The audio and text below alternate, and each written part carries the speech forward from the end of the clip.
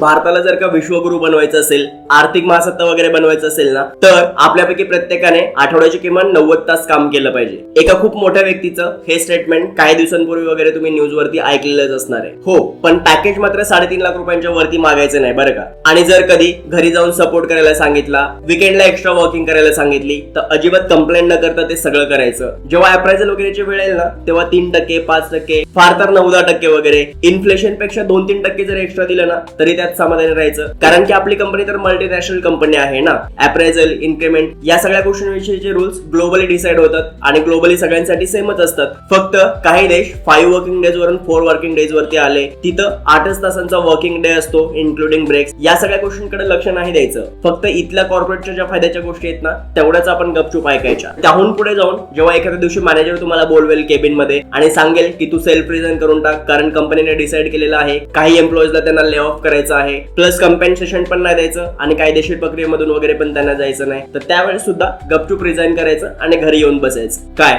95% लोकांच्या मनातल्या गोष्टी मी या ठिकाणी बोललो ना? हो, मला ऑलरेडी माहिती आहे तुमच्यापैकी खूप लोक या सगळ्या परिस्थितीतून जात असणार आहेत. आणि म्हणूनच आजच्या व्हिडिओमध्ये मी तुम्हाला असे 7 कॉर्पोरेट लेसन सांगणार आहे जे तुम्हाला कुठल्याही MBA एखाद्या बुक मध्ये, डिग्री मध्ये किंवा स्कूल कॉलेज कुठेही सांगितलेले नसणार आहेत, जे माझ्या पूर्ण कॉर्पोरेट जर्नी मधून रिअल लाईफ एक्सपिरियन्सेस मी घेतलेले आहेत. जर का तुम्ही हे 7 लेसन्स व्यवस्थितपणे समजून घेतले, त्यातला हवा तो मेसेज घेतला आणि तो इम्प्लिमेंट जर केला ना, तर तुम्हाला कॉर्पोरेट मध्ये फास्ट ग्रो करण्यासाठी तर मदत होईलच, पण तुम्हाला ग्रो करण्यापासून रोखणं आणि बीट करणं इतर लोकांसाठी सुद्धा सोपी गोष्ट राहणार नाहीये. So let's get started. सगळ्यात पहिलं लेसन आहे, कॉर्पोरेट मध्ये ना शेवटी हार्डवर्क नाही तर व्हिजिबिलिटी जिंकते. तुमच्या ऑफिसमध्ये तुम्ही एखादा असा व्यक्ती नक्कीच बघितलेला असणार आहे जो वेळेवरती येतो, दिवसभर खूप काम करतो, कधी एक्स्ट्रा सपोर्टची गरज पडली तर तेव्हाही थांबतो आणि विकेंडला वगैरे बोलवलं तरी पण तो कंप्लेंट न करता सगळ्या गोष्टी करतो. आणि दुसरी अशी एखादी व्यक्ती सुद्धा तुम्ही नक्की बघितलेली असणार आहे, जी व्यक्ती तिच्याकडनं जेवढं एक्सपेक्टेड असतं ना, फक्त तेवढंच काम करते आणि वर्किंग आवर्स मध्येच करते, त्याच्यानंतर वगैरे करत नाही. पण जेव्हा शेवटी अप्रायझल वगैरेची वेळ येते तेव्हा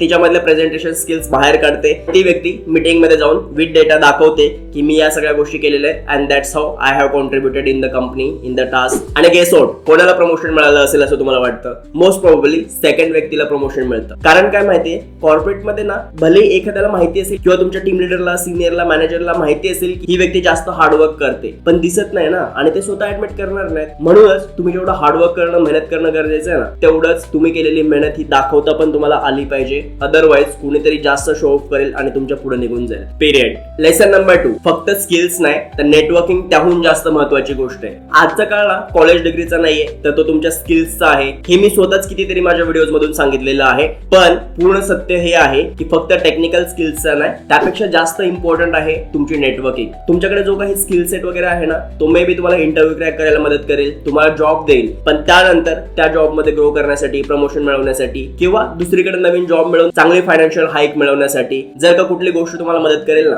तर ती गोष्ट असेल तुमची नेटवर्किंग किंवा तुमच्या रिलेशनशिप्स. एखादी खूप वर्षांचा अनुभव असलेली व्यक्ती ओळखीची असणं, एखादा तुमचा स्ट्रॉंग रेफरन्स किंवा एखादा राईट कन्व्हर्सेशन, या गोष्टी ना तुम्हाला कॉर्पोरेटमध्ये ग्रो करण्यासाठीचा शॉर्टकट ठरू शकतात. आणि नेटवर्किंगचा अर्थ हा नाही की फक्त मोठं मोठं बोलायचं, तर नेटवर्किंगचा खरा अर्थ हा आहे की रिसोर्सफुल लोकांशी रिस्पेक्टफुल संबंध निर्माण करता आले पाहिजेत आपल्याला. सो तुमचा रिझ्युमे, तुमचा स्किल सेट या गोष्टी तुम्हाला एखादा जॉब मिळवून देतील, पण तुम्हाला जर का ग्रो करायचं असेल, फायनान्शियली ग्रो करायचं असेल, तर तुमची नेटवर्किंग सगळ्यात इम्पॉर्टंट रोल प्ले करणार आहे. That's it. पुढचा लेसन्स मी तुम्हाला सांगतो आहेच, पण त्याआधी पटकन आपल्या चॅनलला सबस्क्राईब करून घ्या. तुमच्यासाठी सबस्क्राईब करणं मोफत आहे, पण माझ्यासाठी ती खूप मौल्यवान गोष्ट आहे, कारण की खूप मेहनतीने मला ही सगळी महत्त्वाची माहिती आणि इन्फॉर्मेशन व्हिडिओज तुमच्यापर्यंत घेऊन यावे लागतात. तुम्ही सबस्क्राईब केलं तर मला अजून ताकद मिळेल असेच सगळे रिअल लाईफ लेसन्स तुमच्यापर्यंत पोहोचवण्यासाठी. चला व्हिडिओ कंटिन्यू करूयात. लेसन नंबर 3, कॉर्पोरेट मध्ये जर का तुम्ही कामात बिझी असाल ना, तर मग तुम्ही एका जाळ्यात अडकलेले आहात. त्यापेक्षा जास्त इम्पॉर्टंट काय माहितीये, तुम्ही जे काही काम करताय त्या कामाचा इम्पॅक्ट किती क्रिएट होतोय ही गोष्ट. जर का तुम्ही दिवसभर कामात डोकं घालून बसलेले असाल, फारच बिझी असाल, तर मग तुम्ही कॉर्पोरेट मध्ये ग्रो कराल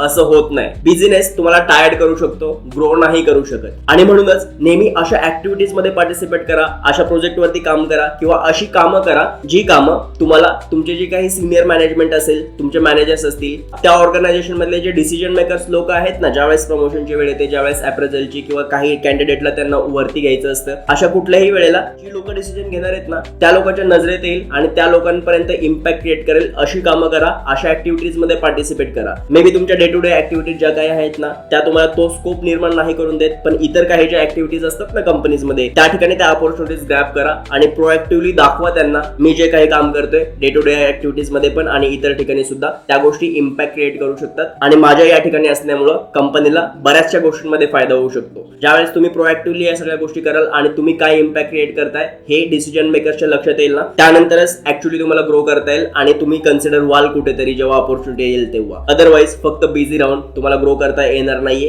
गदा मजुरीच करावी लागेल. काम गरजेपुरतच केलं तरी चालेल, पण त्याचा इम्पॅक्ट क्रिएट झाला पाहिजे आणि तो दिसला सुद्धा पाहिजे. एक खूप महत्वाचा लेसन आहे, जर का तुमच्यातली क्युरिओसिटी संपली ना तर मग तुमची ग्रोथ थांबली असं समजून घ्या. आता जी सगळी कॉर्पोरेट सिस्टीम डिझाईन आहे ना ती सगळी कॉर्पोरेट सिस्टीम अशा पद्धतीने डिझाईन झालेली आहे, ती सगळ्यात पहिल्यांदा तुमच्यातली क्युरिओसिटी मारून टाकेल. कारण काय माहितीये, बऱ्याच ठिकाणी कॉर्पोरेट मधली जी हायर मॅनेजमेंट वगैरे असते ना त्यांना फक्त यस सर म्हणणारी लोक हवी असतात. जी लोक प्रश्न विचारतील, जी प्रोसेस समजून घेण्याचा प्रयत्न करतील, जी सिस्टीम समजून घेण्याचा प्रयत्न करतील, सजेशन्स देतील आणि काही गोष्टी चेंज वगैरे करण्याचा प्रयत्न करतील ना, अशी लोक बऱ्याच वेळेस हायर मॅनेजमेंटला आवडत नाहीत. पण पॅराडॉक्स काय माहितीये का, अशीच लोक पुढे जाऊन कॉर्पोरेट मध्ये ग्रो करू शकतात, जे त्यांच्या अप्रोच मध्ये प्रोएक्टिव्ह आहेत, जे प्रश्न विचारायला विसरलेले नाहीत आणि ज्यांना स्वतःचा रस्ता कॉर्पोरेट मध्ये सुद्धा शोधता येतो. तुमच्यामध्ये असलेली क्युरिओसिटी हा तुमचा ऍटिट्यूड नाही तर तो तुमचा इंटेलिजन्स आहे आणि ती सर्व्हायवल स्किल आहे. जी लोक प्रोएक्टिव्ह असतात, जी लोक प्रश्न विचारतात ना ती लोक ग्रो करतात आणि बाकी जी लोक गप्प बसणारे असतात ना ती लोक रिप्लेस केली जातात. हा लेसन लक्षात ठेवा.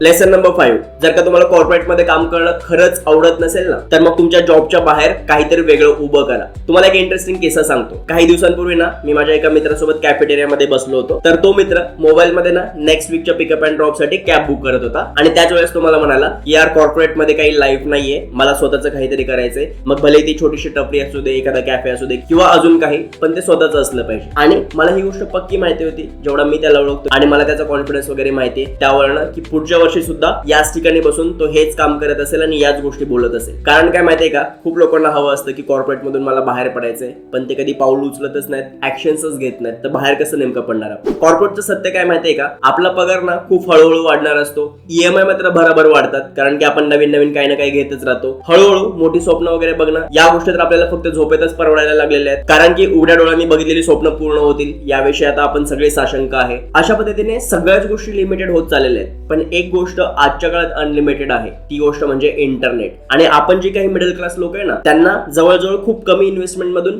For that matter zero investment मधून काहीतरी करण्याची ऑपॉर्च्युनिटी इंटरनेट द्यायला लागलेले आहे. मी तुम्हाला खूप सोप्या सोप्या गोष्टी सांगतो. माझ्या अशा बऱ्याचशा मैत्रिणी आणि मित्र सुद्धा आहेत ज्यांना काहीतरी इंटरनेटवरती करायचंय, पण काय करायचं या गोष्टीवरतीच ते अजूनपर्यंत कन्फ्युज आहेत. तुम्हाला 2-3 सोप्या आयडिया सांगू का मी. जर का समजा तुमचा ड्रेसिंग सेन्स खूप चांगला असेल आणि तुम्हाला त्यातलं कळत असेल ना तर सोपी गोष्ट आहे, 60 सेकंडची रील इंस्टाग्राम वरती बनवून टाका. कुठल्या ओकेजनला काय घातलं पाहिजे, जर का ऑफिसमध्ये जात असेल तर कशी ड्रेसिंग असली पाहिजे, कुठले कलर कॉम्बिनेशन्स असली पाहिजे, जर लग्नाला जात आहे, जर का एखाद्या फॅमिली फंक्शन मध्ये जात आहे तर अशा वेळेस कुठली ड्रेसिंग वगैरे केली पाहिजे. या सिंपल गोष्टींवरती तुम्ही रील्स बनवू शकता जर का त्यात तुमची एक्सपर्टी असेल तर. आणि त्यातून फक्त रील्स मधून नाही तर ब्रँड कोलॅबोरेशन्स भेटतील तुम्हाला, कपड्यांच्या दुकानाच्या कितीतरी ऍडव्हर्टाईज भेटतील आणि 1000 गोष्टी करून तुम्ही खूप जास्त पैसे कमवू शकता. जर का समजा तुम्ही खूप फूडी असाल आणि तुम्हाला तुमच्या एरियातली अशी 10 ठिकाणं माहिती आहेत त्या ठिकाणी वेगवेगळे पदार्थ वेगवेगळ्या चवीचे आणि चांगल्या क्वालिटीचे मिळतात, तर तुमच्याकडे 10 रील्सचं कंटेंट ऑलरेडी अवेलेबल आहे. प्रत्येक ठिकाणी जा आणि काय स्पेशालिटी आहे, काय प्राइस मध्ये मिळतं, कुठं ते लोकेशन आहे, या गोष्टी शेअर करा लोकांसोबत. हेच तर आपल्या सगळ्यांना पाहिजे. आपण पण याच गोष्टींचे कंझ्युमर आहे इंस्टाग्राम वरती. जर का तुम्ही हे शेअर कराल तर बरेचसे हॉटेल्स तुमच्यासोबत पुढे जाऊन कोलॅबरेट करायला लागतील आणि तुम्ही एक अल्टरनेट इन्कम सोर्स बिल्ड करू शकाल. तुमच्याकडे पेंटिंग स्किल असेल, डान्सिंग स्किल असेल, तर या तर लाईफ स्किल्स आहेत यार, सगळ्यांनाच याच्यामध्ये इंटरेस्ट आहे, पण करायचं कोणालाच काय नाहीये. सो जे काही तुमच्याकडे आहे ना तिथून तुम्ही स्टार्ट करू शकता. मी अशा अजून तुम्हाला 10 आयडिया कमीत कमी सांगू शकतो. फ्रीलान्सिंग आहे, व्हिडिओ एडिटिंग आहे, ग्राफिक डिझायनिंग आहे, कॅनवा आहे, ब्लॉग रायटिंग आहे, कॉपी रायटिंग आहे. 100 गोष्टी करण्यासारख्या आहेत, फक्त तुम्हाला एका गोष्टीपासून स्टार्ट करायचंय, जे काही तुमच्यामध्ये थोडंफार असेल ते. एक महत्वाची गोष्ट लक्षात घ्या, तुम्ही ऑनलाईन कमवलेला पहिला रुपया हा तुमच्यासाठी कॉर्पोरेट ट्रॅप मधून बाहेर पडण्यासाठीचा सगळ्यात पहिला सिग्नल असेल. लेसन नंबर 6, एक कडवं सत्य मी तुम्हाला सांगू का, कॉर्पोरेट ना तुम्हाला बिलकुल वाचवणार नाही. तुम्ही एम्प्लॉईज ले ऑफच्या वगैरे न्यूज ऐकल्यात का? त्यावेळेस काय तुमचा एक्झिट इंटरव्ह्यू वगैरे होतो का? नाही होत. स्ट्रेट अवे तुम्हाला सांगितलं जातं या XYZ रिझन मुळे तुम्हाला जॉब सोडावा लागणार आहे. काही वेळेस 2-3 महिन्यांचं कॉम्पेन्सेशन मिळतं आणि काही जणांना तर ते पण मिळत नाही, कारण त्यांना मॅनेजरने बोलवून सांगितलेलं असतं की तू स्वतःच रिझाईन कर. आणि त्याहून पुढे जाऊन जर का तुमची कंपनी तुम्हाला सांगत असेल ना की we are the family company वगैरे वगैरे, खोटं बोलतात ते तुमच्याशी. कॉर्पोरेट जॉब हा फक्त ट्रान्झॅक्शनल आहे, ती फॅमिली होऊ शकत नाही. तुम्हाला ही गोष्ट टेस्ट करायची आहे. ज्या दिवशी तुम्ही रिझाईन टाकाल ना त्याच्या दुसऱ्या दिवशीपासून ऑब्झर्व करा. ब्रेकअप नंतर जशी ट्रीटमेंट दिली जाते ना ती ट्रीटमेंट तुम्हाला द्यायला स्टार्ट करतील ती लोक. तुमचा कॉर्पोरेट जॉब, तुमची कंपनी ही तुमची फॅमिली नाहीये. फार तर ती गोष्ट तुम्हाला फेक स्टॅबिलिटी देऊ शकते, पण तुम्हाला फायनान्शियल फ्रीडम पण देऊ शकत नाही, तुम्हाला टाइम फ्रीडम सुद्धा देऊ शकत नाही. आता जे काही तुम्ही कमवताय ना इथूनच एक इमर्जन्सी फंड तयार करायला स्टार्ट करा, इन्शुरन्सेस घेऊन ठेवा आणि सगळ्यात महत्त्वाची गोष्ट म्हणजे इन्व्हेस्टमेंट करायला स्टार्ट करा. जर का तुमच्यावरती कधी ले ऑफ किंवा इतर कुठलीही वेळ आली ना तर तुमच्याकडे एक सेफ्टी कुशन असेल याची खात्री आत्ताच करायला स्टार्ट करा. मला ही गोष्ट माहिती आहे की प्रत्येकालाच काही कॉर्पोरेट जॉब सोडून प्रत्येकाचं स्वतःचं काहीतरी करणं वगैरे ह्या गोष्टी पॉसिबल नसतात आणि म्हणूनच ऍटलीस्ट इन्व्हेस्टमेंट करून आणि सेव्हिंग करून तुम्ही एक सेफ्टी नेट तयार करू शकता, सेफ्टी कुशन तयार करू शकता. या गोष्टी कशा पद्धतीने करायच्या आहेत, आपण आपली सॅलरी बजेट कशी करू शकतो, मॅनेज कशी करू शकतो, इन्व्हेस्टमेंट्स कशा पद्धतीने केल्या पाहिजेत, ऍटलीस्ट स्टार्टिंग कशा पद्धतीने केली पाहिजे, या सगळ्या गोष्टींविषयीचं इम्पॉर्टंट नॉलेज पाहिजे असेल तर त्यासाठीच माझं हे चॅनल आहे. तुम्ही सबस्क्राईब करून ठेवा. आपल्या चॅनलवरचे व्हिडिओज एकदा जाऊन बघा. या सगळ्या गोष्टींविषयीची इन्फॉर्मेशन आणि महत्त्वाची माहिती तुम्हाला आपल्या चॅनलवरती मिळणार आहे. यापुढचा माझा पर्सनल फेवरेट कॉर्पोरेट लेसन काय माहितीये का? Personal brand is equal to future insurance. तुमचा पर्सनल ब्रँड हा तुमचा फ्युचर इन्शुरन्स आहे. आणि जेव्हा मी पर्सनल ब्रँड असं बोलतोय तर याचा अर्थ प्रत्येकानेच कंटेंट क्रिएटर बनलं पाहिजे, प्रत्येकाचा चेहराच इंटरनेटवरती फेमस असलं पाहिजे. यालाच फक्त पर्सनल ब्रँड असं म्हणत नाही. पर्सनल ब्रँडची डेफिनेशन काय? सोप्या शब्दात सांगायचं असेल ना तर बघा, आजकाल ना मेहनत प्रत्येक जण करतोय, काम प्रत्येक जण करतोय, डिग्री प्रत्येकाकडेच आहे आणि स्किल्स पण बऱ्याच लोकांकडे ऑलरेडी आहेत. मग तुमच्याकडे काय वेगळं आहे? जेव्हा तुम्ही एखादी कंपनी सोडून जाल ना त्यानंतर त्या कंपनीतली लोक तुम्हाला कुठल्या गोष्टीसाठी लक्षात ठेवतील, तीच गोष्ट म्हणजेच तुमचा पर्सनल ब्रँड. दॅट्स इट, वेगळं काहीही नाही. पर्सनल ब्रँड क्रिएट करणं म्हणजे स्वतःची एक अशी ओळख तयार करणं, लोकांमध्ये स्वतःविषयीचा विश्वास तयार करणं आणि ज्या वेळेस गरज असेल ना तर लोकांना ज्या कारणासाठी तुमचा चेहरा आठवला पाहिजे ना ते कारण म्हणजे तुमचा पर्सनल ब्रँड. तुम्ही तुमचा पर्सनल ब्रँड कशा पद्धतीने तयार करू शकता? सगळे सोशल मीडिया प्लॅटफॉर्म्स वापरू शकता. लिंक्डइन हा तुमचा चालता बोलता 24 तास दिसणारा अवेलेबल असणारा रिझ्युमे आहे जो आजकाल प्रत्येक कंपनी स्वतःहून जाऊन चेक करते. तुमच्या रिझ्युमेवरती जेवढं तुम्ही लिहू शकत नाही ना तेवढी जास्त इन्फॉर्मेशन तुमच्या लिंक्डइन वरनं तुमच्या कंपनीला मिळणार असते. तुमची इंस्टाग्राम प्रोफाईल तुमचं कॅरेक्टर दाखवत असते, तुम्ही कशामध्ये इंटरेस्टेड आहात, तुम्ही ऍज अ ह्युमन बिंग कसे आहात हे तुमच्या इंस्टाग्राम प्रोफाईल कडे बघून कळतं. तुमच्या युट्यूब चॅनलवरती किंवा इतर ठिकाणी सुद्धा तुमचा जो काही सोशल प्रेझेन्स आहे ना तो तुमचा चालता बोलता रिझ्युमे आहे आणि या ठिकाणी अवेलेबल असणं तुम्हाला खूप जास्त ऑपॉर्च्युनिटीज मिळवून देणार आहे. आणि म्हणूनच फक्त रॅन्डम प्रेझेन्स नका ठेवू, काही ना काहीतरी असं सोशल मीडियावरती प्रेझेन्स क्रिएट करा जो प्रेझेन्स तुम्हाला खूप ऑपॉर्च्युनिटीज पुढे जाऊन मिळवून देईल भविष्यात. आणि कदाचित ती गोष्ट जर का वर्कआउट होऊन गेली ना तर तुम्हाला कॉर्पोरेटमध्ये जॉब करण्याची सुद्धा गरज पडणार नाही. इथे जेवढे पैसे कमवता ना त्याच्यापेक्षा 10 पटीने जास्त पैसे तुम्ही या सगळ्या गोष्टी करून कमवू शकता. सो हे 7 लेसन्स मी माझ्या कॉर्पोरेटच्या पर्सनल जर्नी मधून शिकलेले आहेत, रिअल लाईफ मध्ये घेतलेले आहेत आणि त्या गोष्टी मी इम्प्लिमेंट करतोय. हा व्हिडिओ जर का आवडला असेल तर तुमच्या सगळ्या मित्रांसोबत नक्की शेअर करा. आपल्या चॅनलला सबस्क्राईब करायला विसरू नका. तुमचे जर का अजूनही काही प्रश्न असतील तर कमेंट बॉक्समध्ये मला विचारा. आपण एखाद्या नवीन विषयासोबत महत्त्वाची इन्फॉर्मेशन घेऊन पुढच्या व्हिडिओमध्ये पुन्हा भेटूयात. तोपर्यंत आपली आणि आपल्या सगळ्या माणसांची काळजी घ्या. This is Suraj Thite signing of.